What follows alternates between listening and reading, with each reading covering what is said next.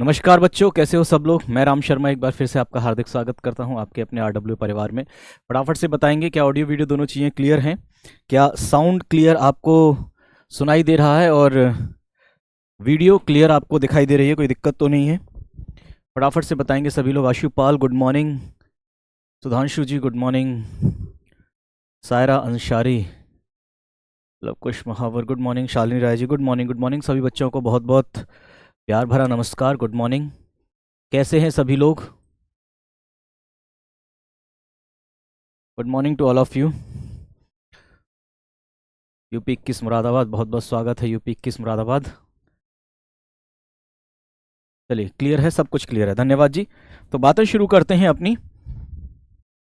कल हमने कुछ बातें डिस्कस की थी, वहीं से रिवीजन करते हुए चलते हैं। सहसंयोजी बंध में आयनिक गुण के बारे में हम बात कर रहे थे, ये कंप्लीट हो गया था। ठीक है, ये सब कंप्लीट हो गया था। ठीक है, द्विध्रुव आघूर्ण के बारे में बात शुरू की थी, द्विध्रुव आघूर्ण भी हमने पढ़ लिया था। द्विध्रुव आघूर्ण क्या होता है? किसी एक परमाणु का आवेश गुणा दोनों के बीच की दूरी होता है। ठीक है, mu equals to q into d होता है। ये मैंने आपको फॉर्मूला बता दिया था कैसे आप इसे लिखते हैं। द्विध्रुव आघूर्ण एक सदिश राशि होता है, q mu equals to q into d, coulomb into metre इसका मात्रक होता है। कूलम इंटू मीटर ऐसा ही मात्रक है। ठीक है, अन्य मात्रक में ईएसयू इंटू सेंटीमीटर। ईएसयू इलेक्ट्रोस्टैटिक यूनिट है, यानी कि ये आवेश का मात्रक है और लंबाई का मात्रक सेंटीमीटर है। दूसरा मात्रक हम डिबाई भी लिखते हैं, इसका क्या लिखते हैं? डिबाई भी लिखते हैं। तो 1 debye equals to 10 to power minus 18 ESU, या 1 debye equals to 3.33 into 10 power minus 30 coulomb into metre. ठीक है, उसके बाद आयनिक बंध में सहसंयोजी गुण के बारे में मैंने बात की थी। अच्छा, एक बात और, अभी मैं आपको एक बात बता दूं, जैसे कि किसी बच्चे का डाउट है या किसी बच्चे का कन्फ्यूज़न है कि सर जैसे ये मैंने आपको कराया है तो इसका कोई एक उदाहरण भी करा दूं, तो मैं बिल्कुल ज़रूर करा दूंगा, लेकिन थोड़ा सा सिलेबस को आगे खींचने की वजह से या थोड़ा सा समय बचाने की वजह से कल आपकी क्लास कल नहीं होगी। बेटा आकाशदीप, ऐसा किसने कह दिया आपसे कल मेरी क्लास नहीं होगी? ऐसा किसने आपको बता दिया? अभी अभी मेरी तरफ से तो ऐसी कोई इन्फॉर्मेशन है नहीं, होगी तो आपको बता दी जाएगी। ठीक है ना?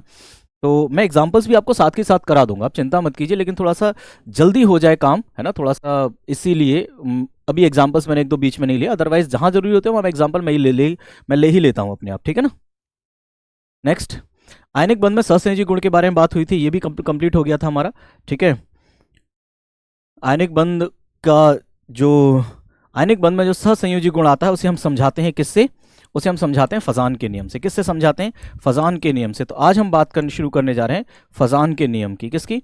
आज हम बात शुरू करने जा रहे हैं फजान के नियम की। और मैंने आपको ये होमवर्क में थोड़ा सा पढ़ने के लिए दिया था, मैंने आपको होमवर्क में ये पढ़ने के लिए दिया था, क्या आप लोगों ने पढ़ा है? एम के चौधरी जी बहुत बहुत धन्यवाद, नमस्कार कहिएगा भाभी जी से।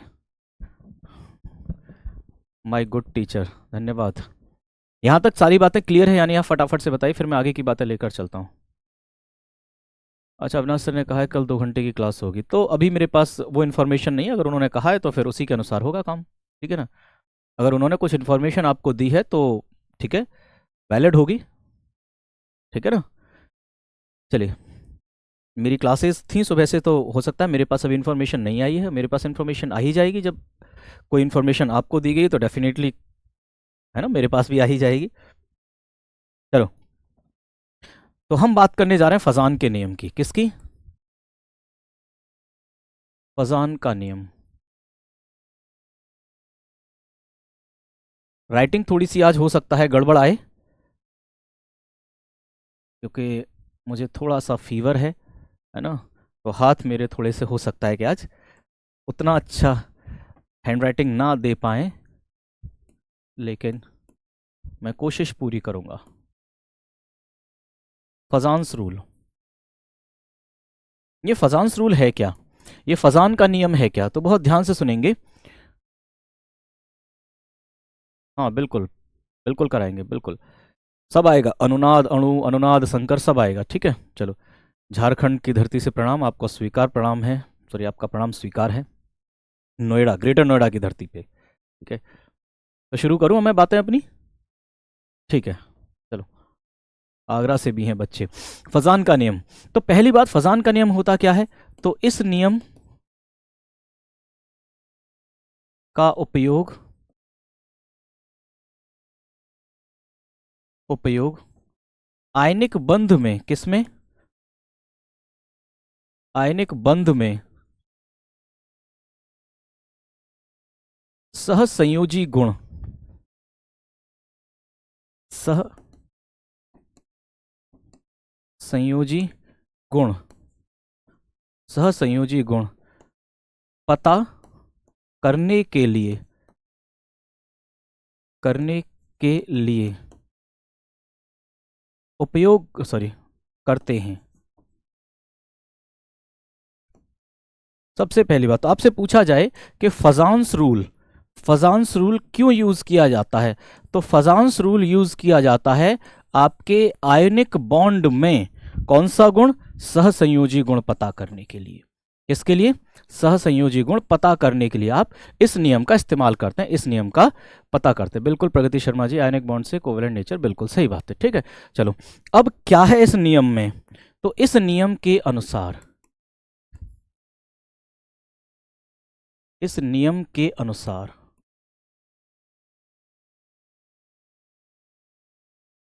इस नियम के अनुसार क्या, पहली बात, आयनिक बंध में, आयनिक बंध में सहसंयोजी गुण, सहसंयोजी गुण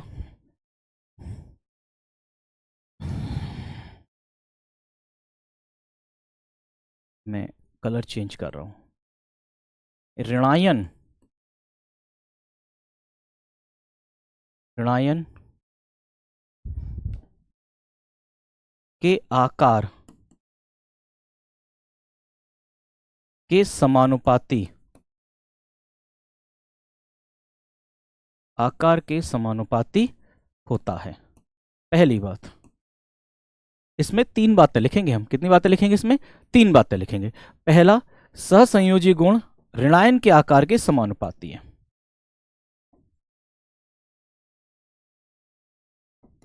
सहसंयोजी गुण डायरेक्टली प्रोपोर्शनल टू ऋणायन का आकार। इसका मतलब कि ऋणायन का आकार अगर बड़ा होगा, ऋणायन का आकार अगर बड़ा होगा तो सहसंयोजी गुण भी ज्यादा होगा। ऋणायन का आकार, अच्छा ये नहीं काम करेगा, ठीक है कोई बात नहीं। ऋणायन का आकार अगर बड़ा होगा तो सहसंयोजी गुण भी ज्यादा होगा। ऋणायन जितना बड़ा उतना ही सहसंयोजी गुण ज्यादा होगा। श्रेया द्विवेदी जी, सर आप हंस क्यों रहे हो, मैं कहाँ हंस रहा हूँ भाई, मुझे तो बुखार आ रहा है तो मैं हंसूंगा क्यों, है जी। मुझे तो स्वयं, मैं फीवर में हूं तो मैं, अच्छा हो सकता है मेरे मुस्कुराने को आप हंसना समझ रही हैं, हो सकता है, ठीक है। दूसरा, सेकंड क्या है, सेकंड, सहसंयोजी गुण, सहसंयोजी गुण धनायन, धनायन के आकार के व्युत्क्रमानुपाती, व्युत्क्रमानुपाती होता है, व्युत्क्रमानुपाती होता है। मतलब आप क्या लिख सकते हैं इसमें, आप लिख सकते हैं सहसंयोजी गुण, सहसंयोजी गुण इनवर्सली प्रोपोर्शनल टू धनायन, धनायन का आकार, धनायन का आकार। देखो ये मत कहना भाई आज राइटिंग खराब आ रही है मेरी, है ना, मैं कोशिश तो कर रहा हूं कि सही सही आए, ठीक है। मतलब धनायन अगर बड़ा होगा तो सहसंयोजी गुण कम होगा, धनायन बड़ा होगा सहसंयोजी गुण कम होगा, ठीक है।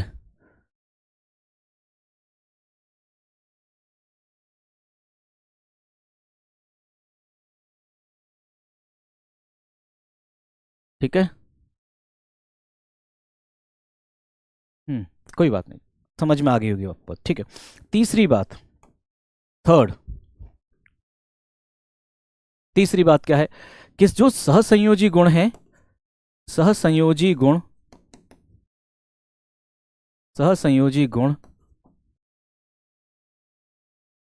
भाग लेने वाले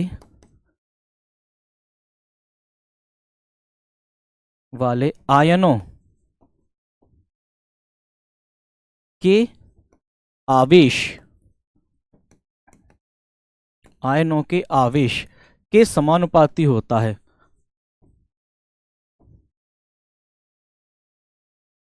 आवेश के समानुपाती होता है। ठीक है, मतलब आप क्या कह सकते हैं कि सहसंयोजी गुण, सहसंयोजी गुण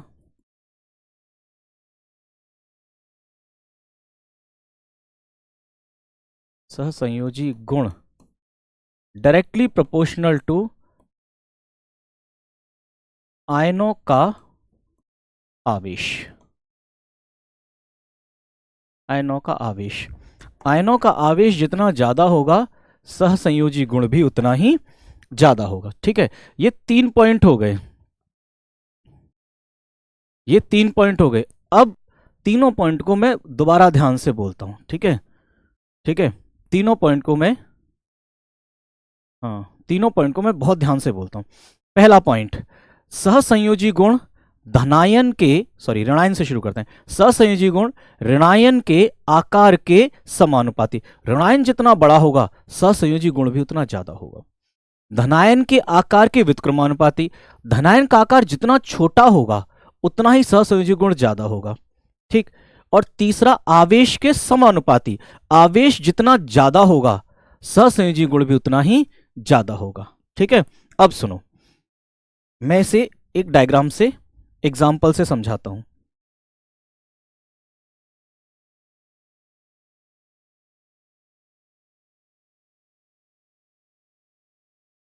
बहुत ध्यान से देखना।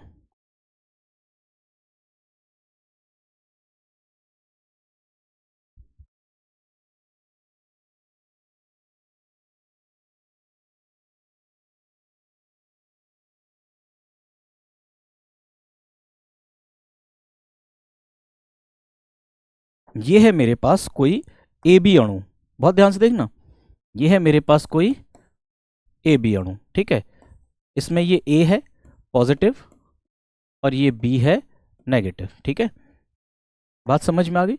ये कोई ए बी अणु है मेरे पास, ये ए है और ये बी है, ए पॉजिटिव है बी नेगेटिव है। ठीक है, चलो अब मैं दूसरा दिखा रहा हूं आपको।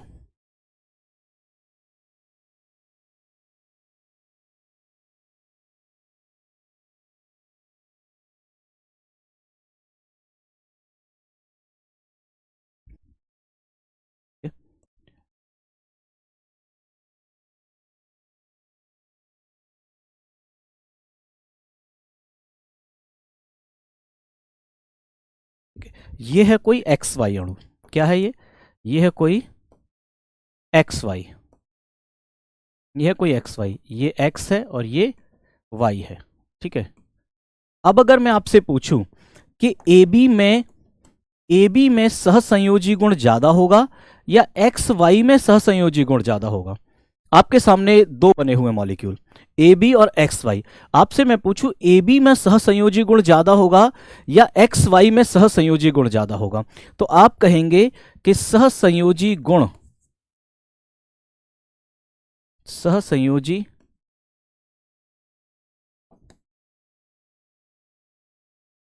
सहसंयोजी गुण किसका,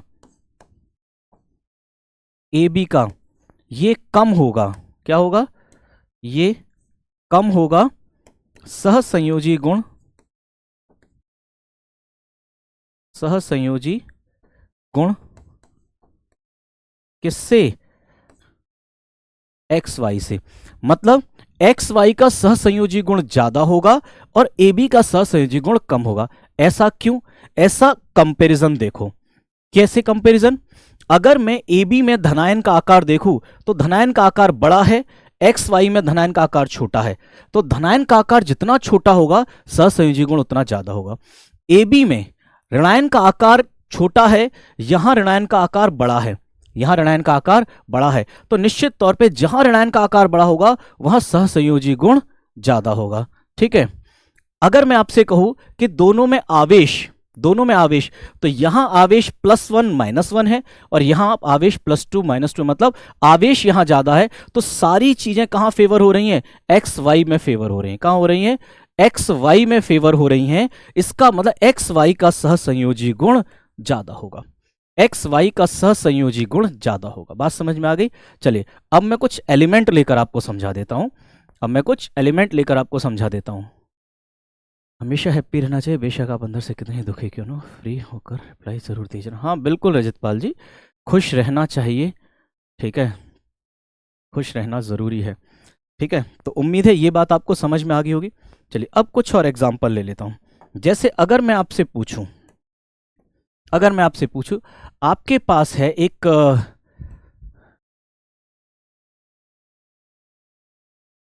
HF की जगह आप ले लीजिए,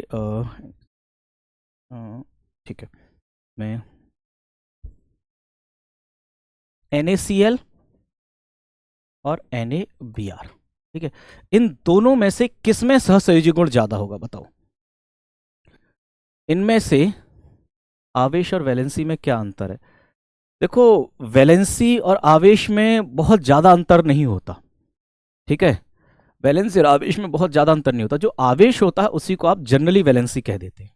ठीक है, जो आवेश होता है, कल की DPP के क्वेश्चन नहीं, कोई बात नहीं। हाँ बताइए, NaCl और NaBr में किसमें सहसंयोजी गुण ज्यादा होगा, NaCl में या NaBr में? हाँ, राम शर्मा जूनियर अब ठीक है, उसकी जो प्रॉब्लम्स है वो मैंने ले ली, है ना।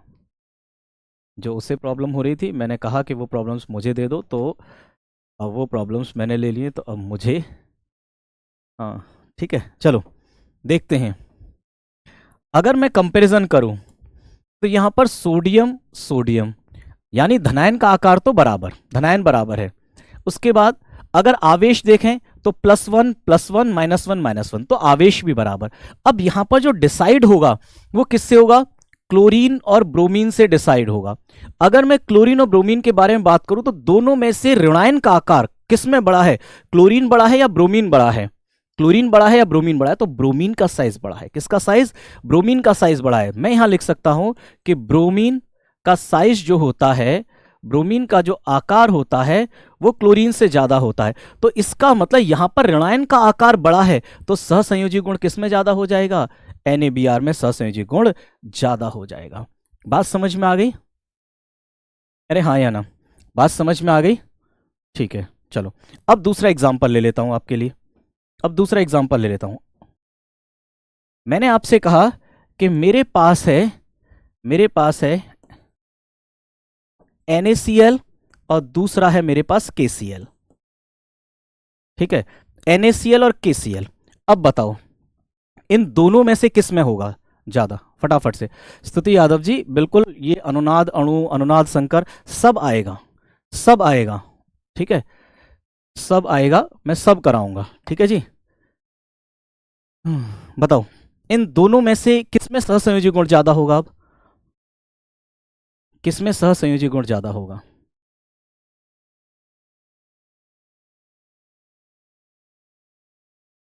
NaCl KCl किसमें सहसंयोजी गुण ज्यादा होगा?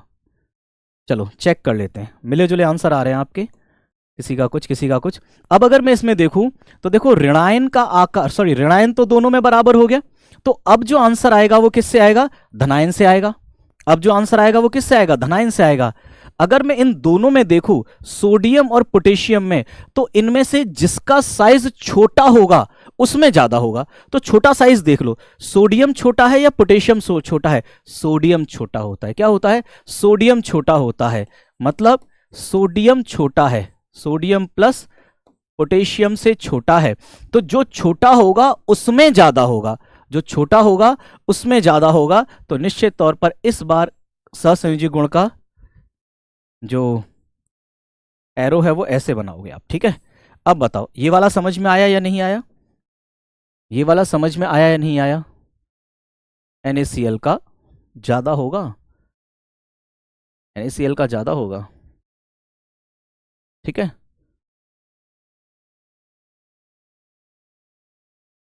चलो एक सीक्वेंस और बना लेते हैं, एक सीक्वेंस और बना लेते हैं, पूरा सीक्वेंस बना लेते हैं एक बढ़िया सा। मैंने आपसे कहा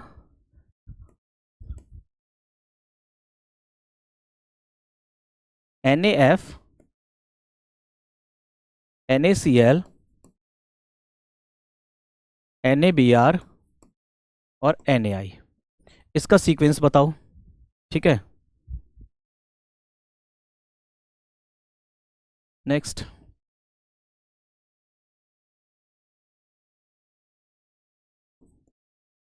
NaCl,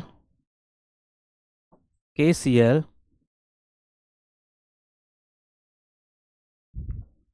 अच्छा LiCl से शुरू करते हैं ना, LiCl, LiCl, NaCl, KCl और RbCl। ठीक है, अब बताओ, सीक्वेंस बताना है, सीक्वेंस बताना है। तो पहले वाले में सीक्वेंस कैसे बनेगा? पहले वाले में देखो, सोडियम सोडियम सोडियम सोडियम, एक चीज तो फिक्स हो गई, एक चीज तो फिक्स हो गई, fluorine chlorine bromine iodine. Size बढ़ता जा रहा है, साइज बढ़ता जा रहा है, किसका? नेगेटिव का। तो निश्चित तौर पे आपका जो सीक्वेंस आएगा वो ऐसा आएगा। ठीक है जी, बात समझ में आ गई? चलो दूसरे वाले में देखते हैं। यहां पर क्लोरीन क्लोरीन क्लोरीन क्लोरीन। ठीक है, यहां पर क्लोरीन कॉमन हो गया, मतलब नेगेटिव कॉमन हो गया। अब क्या बचा? पॉजिटिव वाला। तो पॉजिटिव जो जितना छोटा होगा उसका ज्यादा होगा। तो पॉजिटिव लिथियम सबसे छोटा है, उसके बाद नीचे की तरफ जा रहे हो तो आपका साइज बढ़ रहा है, तो ये आंसर आएगा कुछ ऐसा। ठीक है जी, अब बताइए, ये समझ में आ गया सबको? बिल्कुल, बहुत बढ़िया, बिल्कुल बहुत बढ़िया है। हाँ जी, आ गया समझ में? फर्स्ट में इंक्रीज, सेकंड में डिक्रीज, बहुत बढ़िया। ऐसे ही क्वेश्चन आपको मिलेंगे, ऐसे ही क्वेश्चंस आपको मिलेंगे, जिनमें से एक चीज कॉमन होगी और दूसरे का आपको देखना है।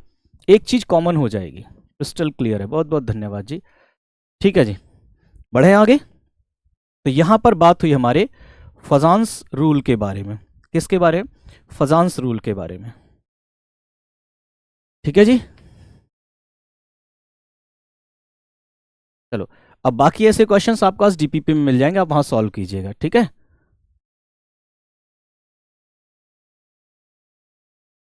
नेक्स्ट। अब बात करते हैं हमारे अगले टॉपिक के बारे में। तो यहां पर फजांस रूल, ये सारी बातें खत्म होती हैं। अगला बहुत ही इंपॉर्टेंट टॉपिक है आपका, जिसे आप नाम देते हैं वेस्पर्ट। क्या नाम देते हैं? वेस्पर्ट। ठीक है जी, वेस्पर्ट बहुत इंपॉर्टेंट टॉपिक है, आपने ट्वेल्थ क्लास में पढ़ा भी होगा। और जहां तक है, बहुत बच्चों के ये समझ में भी नहीं आता है कि वेस्पर्ट होता क्या है। ठीक है, ये वेस्पर्ट होता क्या है? ठीक है, इस चैप्टर के बाद में ना पूरी डीपीपी डिस्कस कर लेंगे हम, जितनी भी हमने बनाई है। ठीक है, हाँ, वैलेंसी को आवेश कह सकते हैं। ठीक है, चलो वेस्पर्ट। वेस्पर्ट की फुल फॉर्म लिखी जाती है valence shell electron pair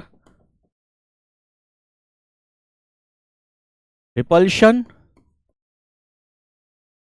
theory. ठीक है, क्या लिखते हो आप? Valence shell electron pair repulsion theory. ठीक है, हिंदी में क्या लिखते हो इसे आप? रॉबिन कुमार जी, वो बेटा अब ठीक है, पहले से काफ़ी इंप्रूवमेंट है। ठीक है, और रजित पाल जी, इवनिंग में क्लास मैं कैसे रखूं, मेरी बहुत पूरा टाइम ही भरा हुआ है, मुझे इतना समय नहीं मिल पा रहा है कि मैं आपके लिए वन शॉट प्लान कर पाऊँ, तो सोचो मैं कैसे लिख पाऊंगा। वीर जी, मेरा blood group R sorry B positive है। क्या है? बी पॉजिटिव है। कभी ब्लड चाहिए हो तो बता देना। ठीक है, मेरा ब्लड ग्रुप बी पॉजिटिव और मैं बी पॉजिटिव ही रहता हूँ हमेशा। ठीक है, अब यहाँ ध्यान दो, हिंदी में आप इसे कहते हैं संयोजी कोश इलेक्ट्रॉन युग्म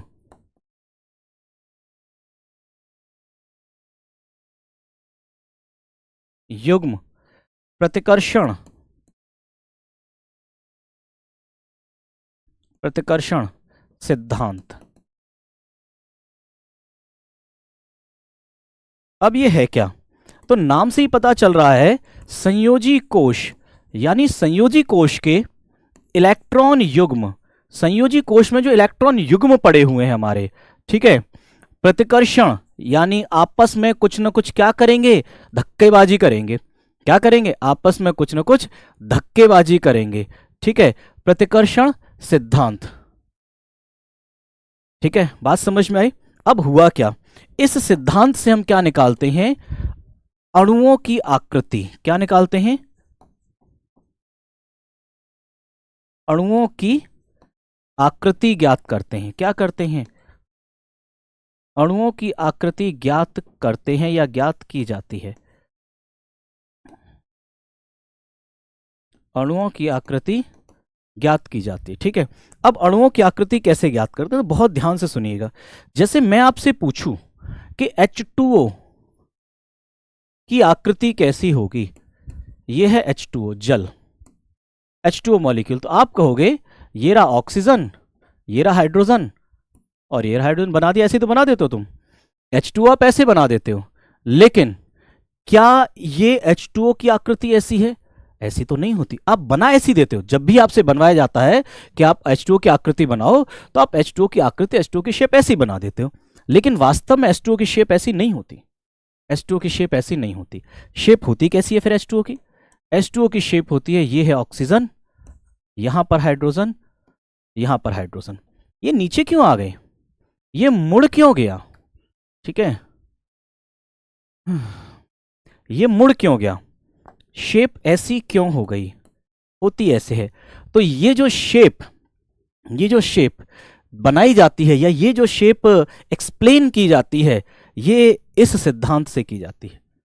इस सिद्धांत से की जाती है। अब इस सिद्धांत से कैसे की जाती है? तो ये सिद्धांत कहता है कि हमारे संयोजी कोश में जो इलेक्ट्रॉन का पेयर होता है, इलेक्ट्रॉन का पेयर होता है, यह ना इलेक्ट्रॉन का पेयर, ऑक्सीजन के पास अगर मैं यहां पर आपसे पूछूं कितने इलेक्ट्रॉन थे, आप कहोगे 6। कितने थे? 6 इलेक्ट्रॉन थे। 6 में से 2 इलेक्ट्रॉन तो यहां पर बंद बनाने में खर्च हो गए। तो अब ऑक्सीजन के पास कितने लोन पेयर बचे? आप कहोगे ऑक्सीजन के पास 2 लोन पेयर बचे। कितने? ऑक्सीजन के पास 2 लोन पेयर बचे। अब जब ये लोन पेयर बचे हैं, तो निश्चित तौर पर इलेक्ट्रॉन आपस में एक दूसरे को प्रतिकर्षित तो करेंगे, इस्तेमाल हो नहीं रहे, खाली पड़े हुए हैं। खाली पड़े हुए हैं तो ये एक दूसरे को प्रतिकर्षित करेंगे, मतलब धक्का लगाएंगे, एक दूसरे को धक्का लगाएंगे। तो इन इलेक्ट्रॉन ने आपस में धक्का लगाया, और ये वाले जो बॉन्ड थे, जो बंध थे, इन्हें भी धक्का लगाया, और धक्का लगाकर इन्हें नीचे पहुंचा दिया, इन्हें मोड़ दिया। क्या कर दिया? इन्हें मोड़ दिया, प्रतिकर्षण लगा दिया। क्या लगा दिया? प्रतिकर्षण लगा दिया। इसी को हमने कह दिया संयोजी कोश इलेक्ट्रॉन युग्म प्रतिकर्षण सिद्धांत। मतलब अगर किसी अणु में सेंट्रल एटम, केंद्रीय परमाणु पर लोन पेयर होते हैं, तो ये लोन पेयर इलेक्ट्रॉन प्रतिकर्षण लगाते हैं, और उस प्रतिकर्षण के कारण अणु की आकृति विकृत होती हुई, मुड़ी हुई मिलती है। इसी को हम कह देते हैं वेस्पर्ट। क्या कह देते हैं? वेस्पर्ट। बात समझ में आ गई? चलिए नेक्स्ट। अब अगर मैं आपसे एक बात और पूछूं,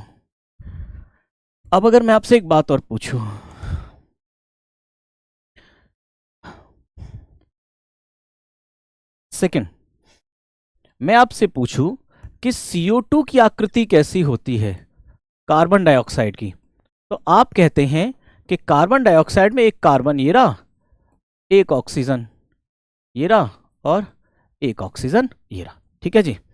इसकी आकृति कैसी होती है? आप कह दोगे कि इसकी आकृति रेखीय है। इसकी आकृति ऐसी ही होती है, रेखीय ही होती है। इसकी आकृति रेखीय ही होती है। क्यों होती है रेखीय? बताओ। इसमें क्या प्रतिकर्षण नहीं लगेगा? बताओ फटाफट। क्या इसमें प्रतिकर्षण नहीं लगेगा? नहीं, इसमें प्रतिकर्षण नहीं लगेगा। क्यों नहीं लगेगा?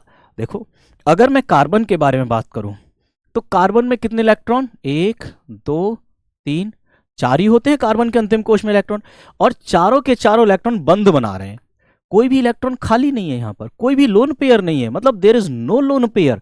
जब यहां पर कोई लोन पेयर ही नहीं है, जब यहां पर कोई एक्स्ट्रा इलेक्ट्रॉन का युग्म ही नहीं है, तो क्या यहां पर कोई प्रतिकर्षण लगेगा? नहीं, कोई प्रतिकर्षण नहीं लगेगा, और इसकी आकृति रेखीय ही बनी रहेगी, यहां पर कोई प्रतिकर्षण नहीं है,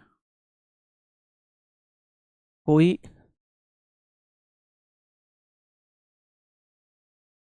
प्रतिकर्षण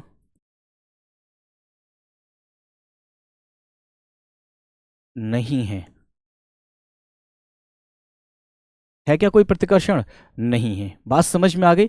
चलिए, तो ये हम कह सकते हैं कि वेस्पर्ट की सहायता से अणु की आकृति समझाई। तो अब मैं दो लाइन इसकी थ्योरी में जरूर लिखूंगा। वेस्पर्ट सिद्धांत के अनुसार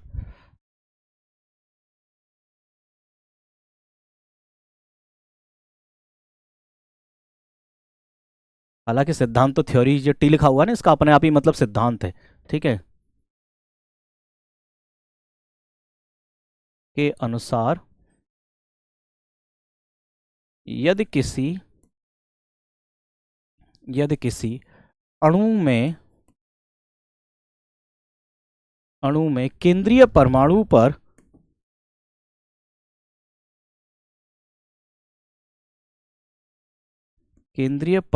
पर एकाकी इलेक्ट्रॉन युग्म, जिसे इंग्लिश में आप लोग क्या कहते हैं, लोन पेयर, है ना, लोन पेयर उपस्थित है, उपस्थित है, तो यह युग्म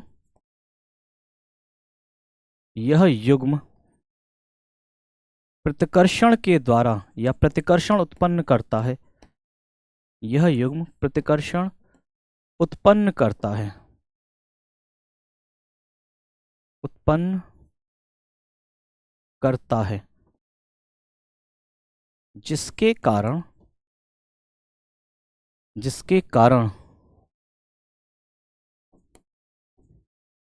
अणु की आकृति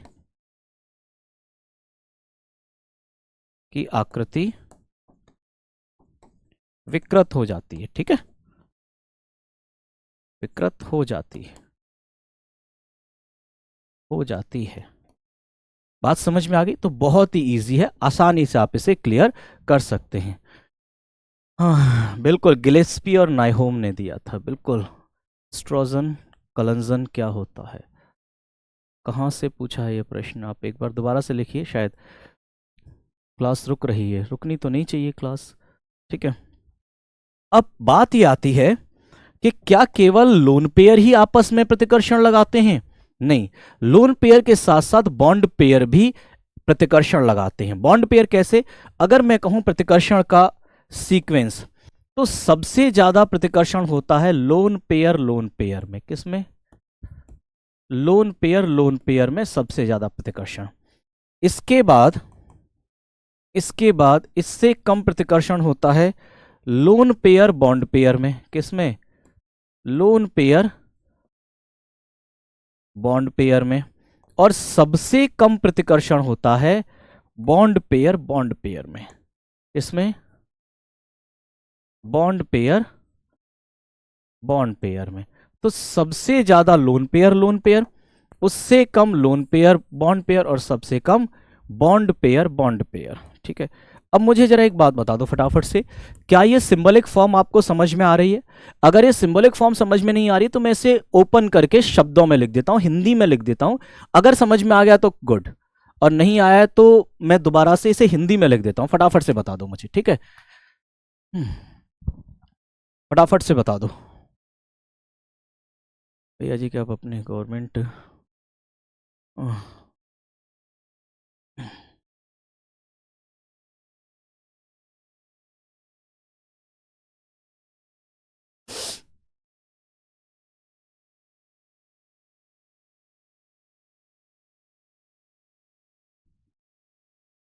मोहम्मद कासिफ लिख दो। अच्छा जी, मैक्सिमम बच्चे कह रहे हैं समझ में आ गया। चलिए लिख देता हूँ भाई, कोई बात नहीं। लोन पेयर, एलपी का मतलब क्या है? Lone pair. ठीक है। बीपी का क्या मतलब है? Bond pair.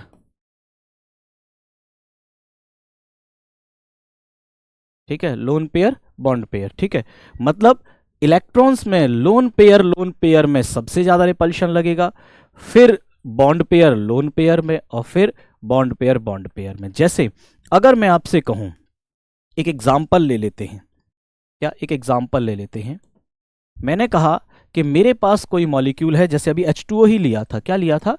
H2O ही लिया था। ठीक है, H2O में जब आपने संरचना बनाई तो ये ऑक्सीजन, और यहां पर हाइड्रोजन, यहां पर हाइड्रोजन, और यहां पर दूसरा हाइड्रोजन। तो यहां पर जो रिपल्शन लग रहा था, जो रिपल्शन लग रहा था वो किस किस में लग रहा था? वो लग रहा था लोन पेयर में। किस में लग रहा था? लोन पेयर रिपल्शन था। ठीक है, क्या था? लोन पेयर रिपल्शन था। ठीक है, अब अगर मैं और एग्जांपल लूं, जैसे मैंने एग्जांपल लिया कोई अमोनिया NH3 का, क्या एग्जांपल लिया? NH3 का। अमोनिया की अगर स्ट्रक्चर आप बनाते हैं, अमोनिया की स्ट्रक्चर NH3 के आप स्ट्रक्चर बनाते हैं, तो ये है नाइट्रोजन। ठीक, यहां पर हाइड्रोजन, हाइड्रोजन और हाइड्रोजन। ठीक है, अब अगर मैं कहूं नाइट्रोजन के ऊपर कितने लोन पेयर हैं, तो नाइट्रोजन के ऊपर यहां पर एक लोन पेयर बचता है। बचता है या नहीं बचता है? एक लोन पेयर बचता है। तो अब यहां जो रिपल्शन लगेगा वो किस में लगेगा? वो रिपल्शन लगेगा लोन पेयर और बॉन्ड पेयर में। मतलब लोन पेयर और बॉन्ड पेयर में, ये लोन है, ये लोन पेयर है, ये बॉन्ड पेयर है, तो यहां जो रिपल्शन लगेगा वो लोन पेयर बॉन्ड पेयर में लगेगा। तो अमोनिया की स्ट्रक्चर क्या ऐसी होगी? नहीं, अमोनिया की स्ट्रक्चर ऐसी नहीं होगी। अमोनिया की स्ट्रक्चर कैसी होगी? अमोनिया की स्ट्रक्चर आपको देखने के लिए मिलेगी कि नाइट्रोजन, ये तो है नाइट्रोजन, ये वाला हाइड्रोजन तो अपनी जगह नीचे है, इस पर कोई रिपल्शन नहीं लगेगा। लेकिन ये जो दोनों हाइड्रोजन है, ये जो दोनों हाइड्रोजन है, ये आपको ऐसे देखने के लिए मिलेंगे। कैसे देखने के लिए मिलेंगे? कुछ ऐसे देखने के लिए मिलेंगे। और यहां पर ये इसके सिर पे, ये इसके सिर पे लोन पेयर बैठा होगा। ये बात समझ में आ गई? इस लोन पेयर ने धक्का देकर नाइट्रोजन्स को, हाइड्रोजन्स को नीचे भेज दिया। सर क्लास देखिएगा, बच्चे कह रहे हैं।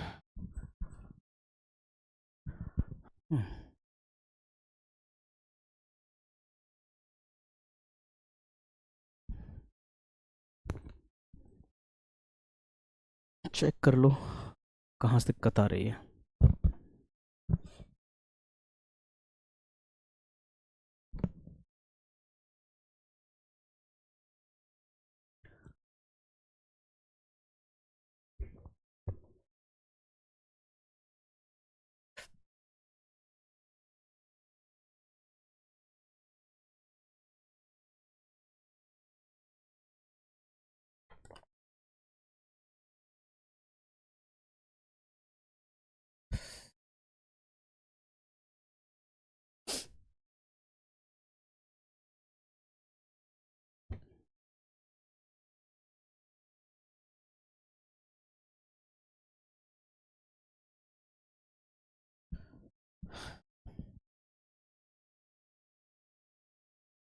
क्या हुआ? एंड करनी पड़ेगी?